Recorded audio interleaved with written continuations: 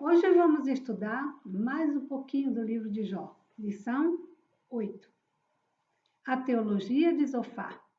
O justo não passa por tribulação? Uma pergunta. O texto áureo diz assim: e terás confiança, porque haverás esperança. Olharás em volta e repousarás seguro. Jó 11, 18. A nossa verdade prática nos fala, segundo as Escrituras, até mesmo o justo passa por tribulações e por problemas. A nossa leitura bíblica está no livro de Jó, no capítulo 11, de 1 a 10, e no capítulo 20, também de 1 a 10.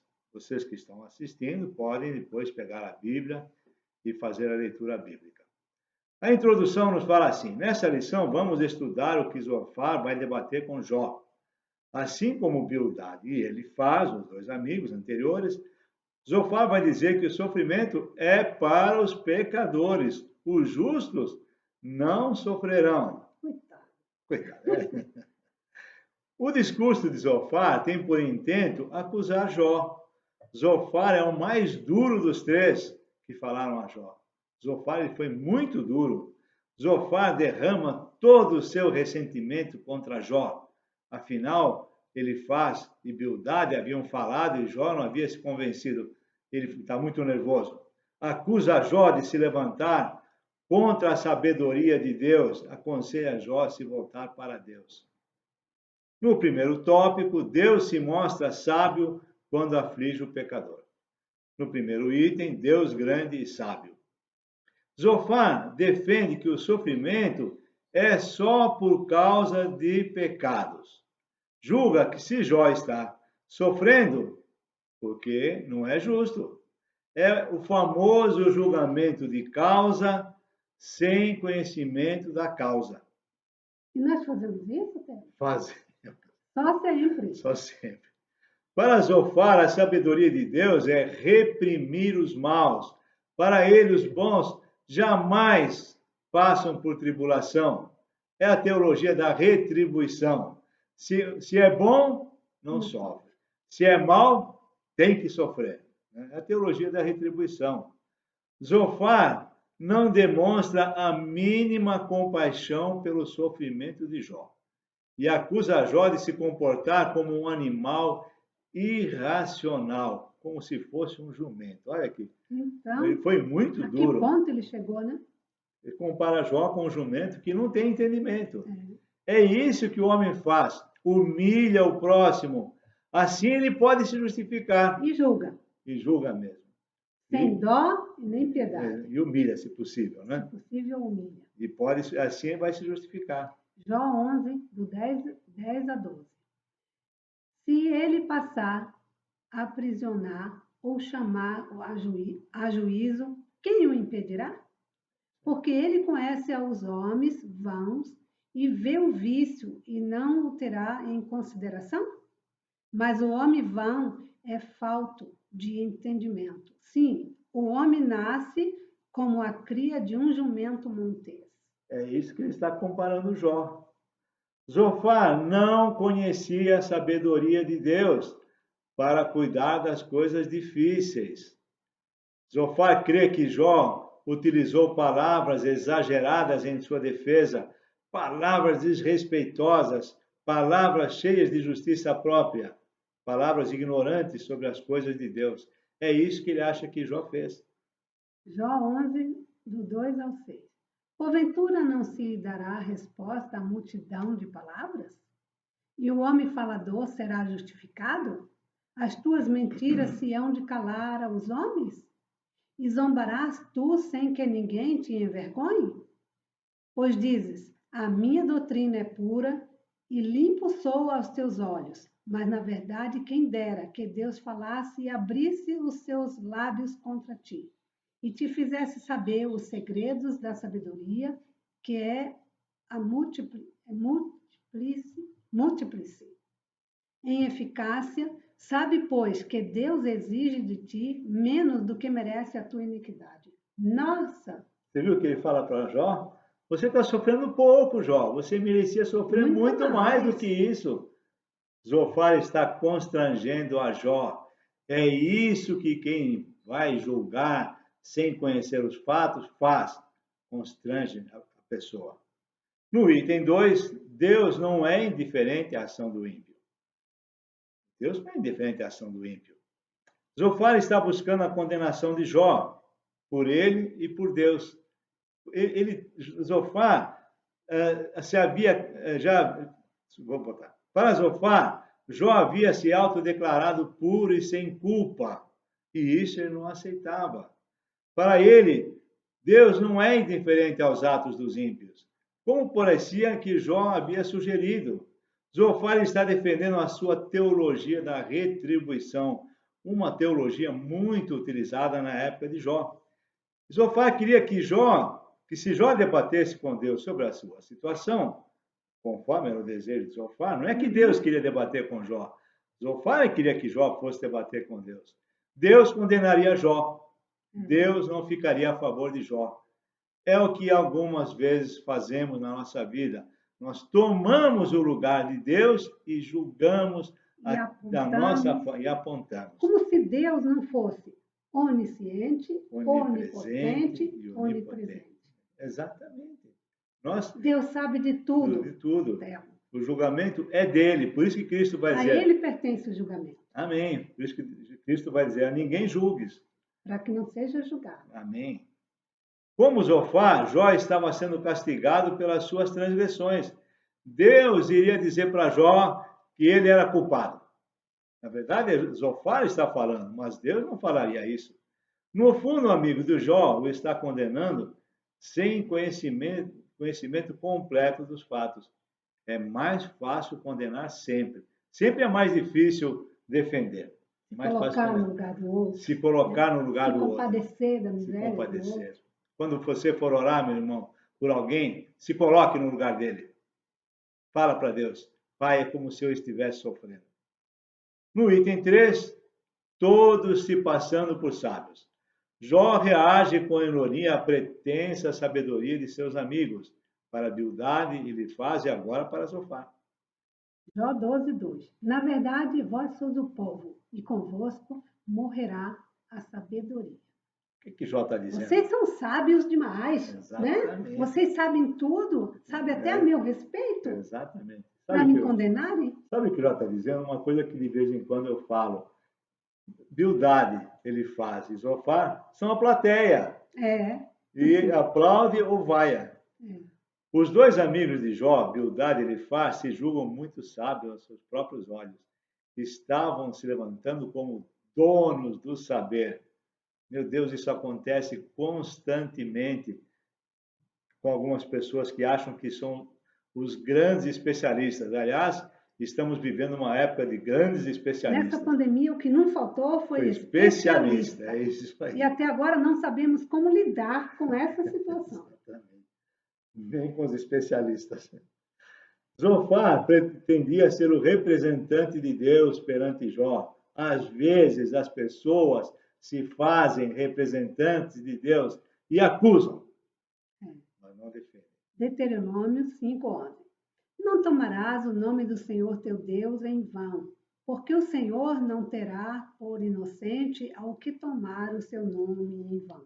É ordem de Deus. Não tomarás o nome do Senhor teu Deus em vão. Não se faça, não pegue para si a opinião. Jó os vai chamar de verdadeiros charlatões. E como nós temos charlatões? Nossa, hoje em dia, então, em todas as áreas, principalmente a religiosa, tem tantos charlatões, eles se faziam passar por quem não eram de fato.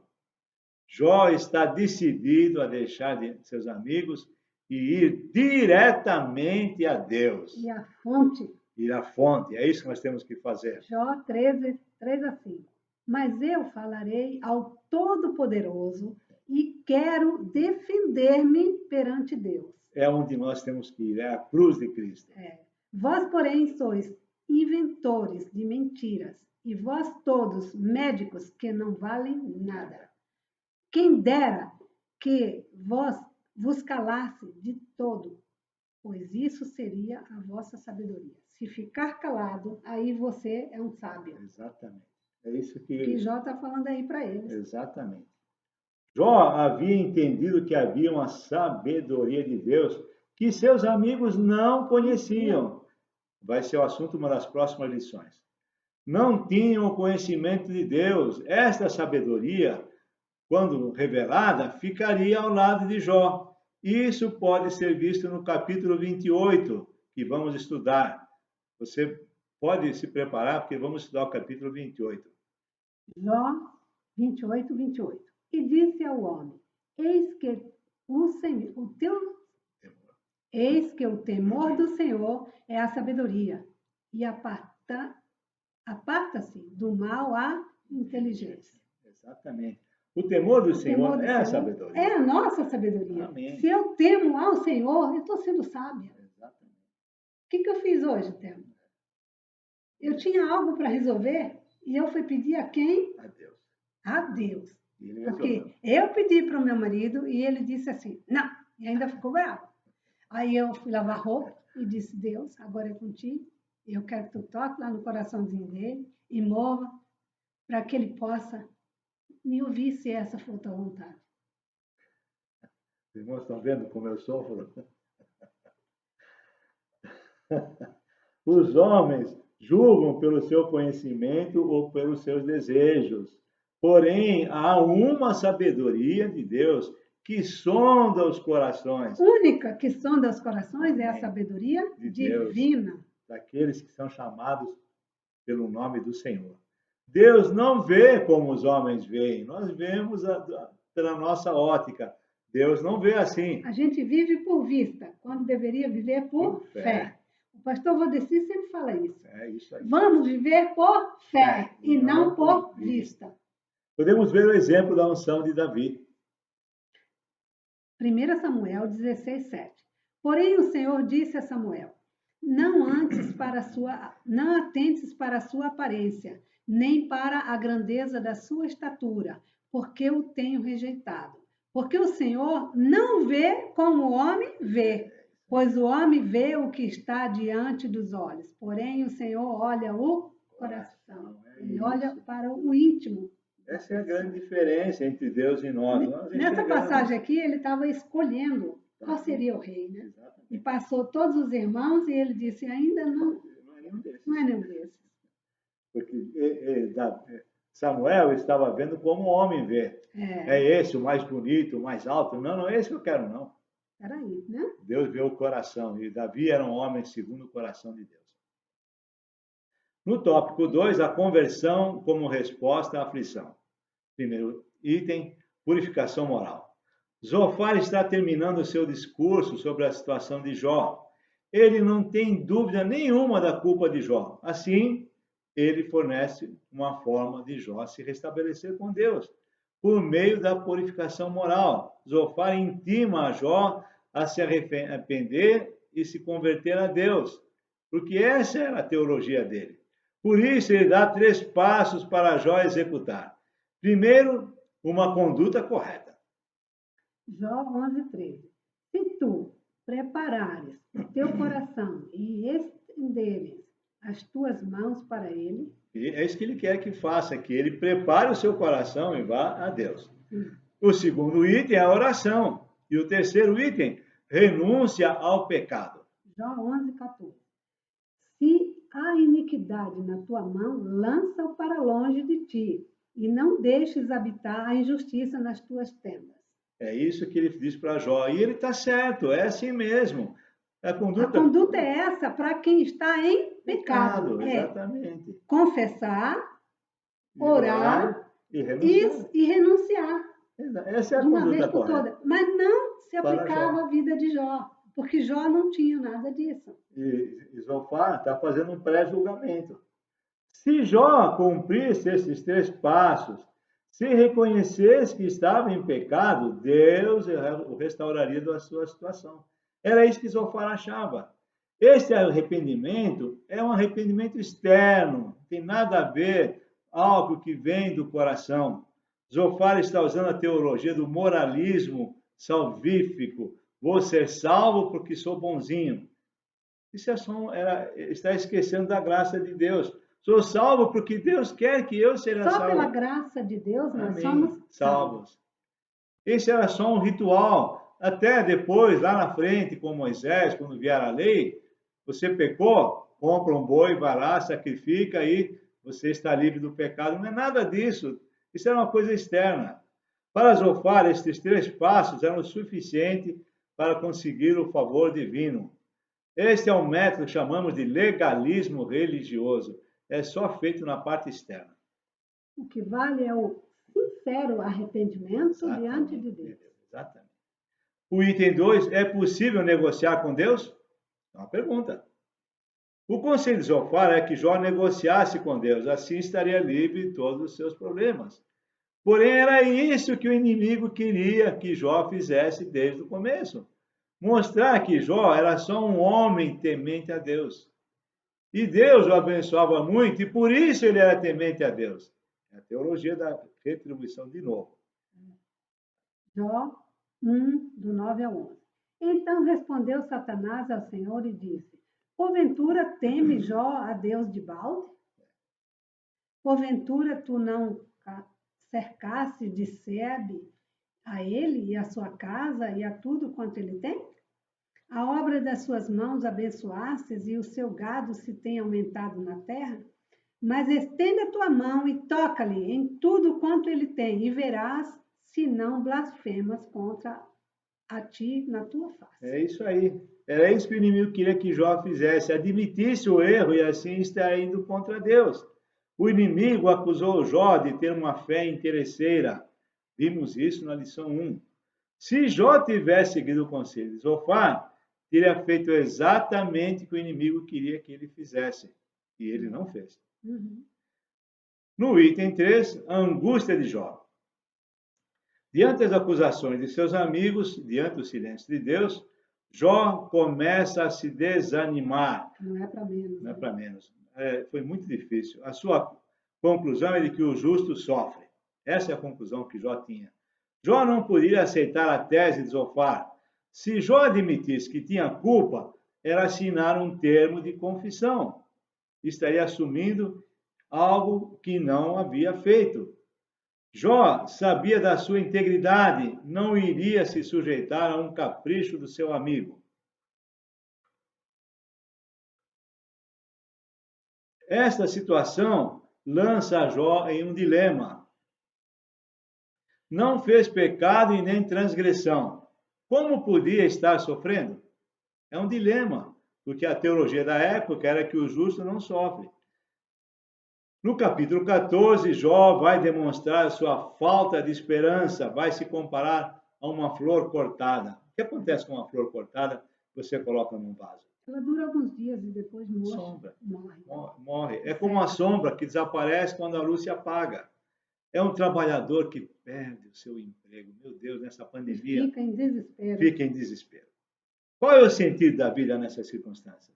Nenhum. Jó está desiludido. Vai falar sobre a árvore que, mesmo cortada, vai brotar. Ele tem esperança de que ele vai brotar de novo. Jó 14, 7 a 9. Porque há esperança para a árvore que, se for cortada, ainda se renovará, e não cessarão os seus ramos. Se envelhecer na terra a sua raiz e o seu tronco morrer no pó. Ao cheiro das águas brotará e dará ramos, como uma planta. E nós temos um exemplo disso ali no quintal. Nós cortamos uma trepadeira e o tronco é grande.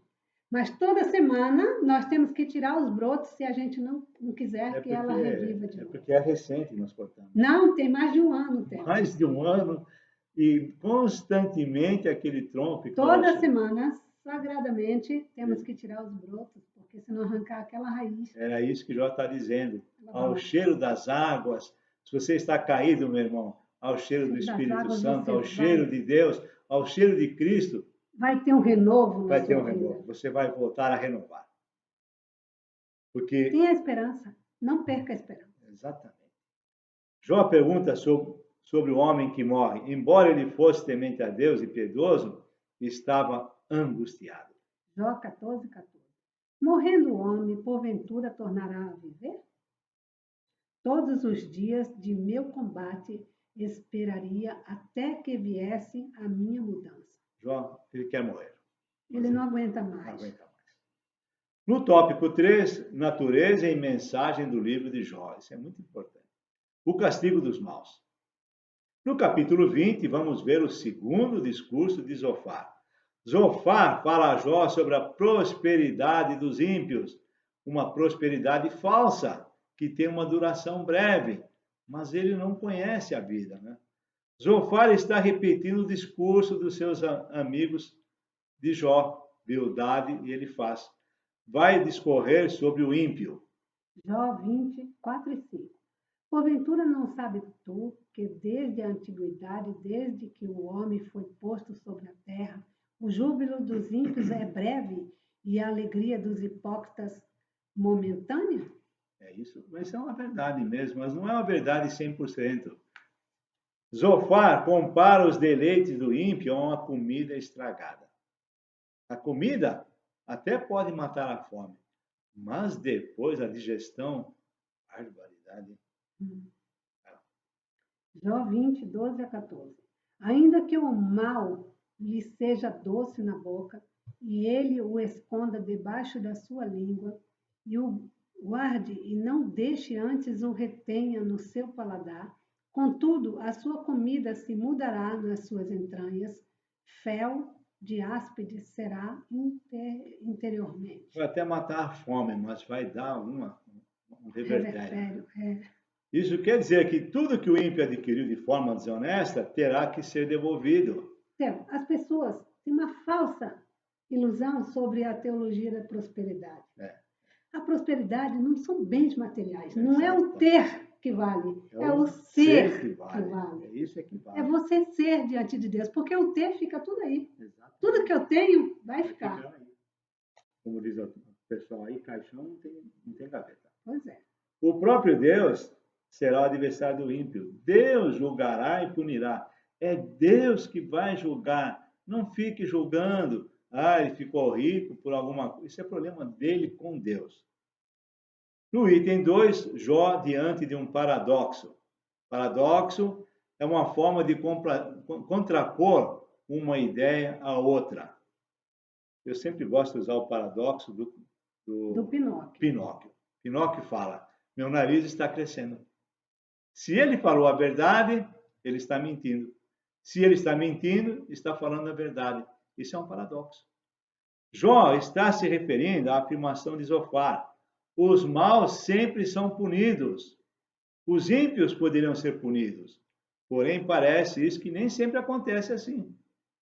Os ímpios podem não ser punidos aqui na terra. Mas com certeza, diante do trono de Deus, todos nós vamos ser julgados. Esse é o ponto. Os ímpios envelhecem, ainda têm poder? Acontece.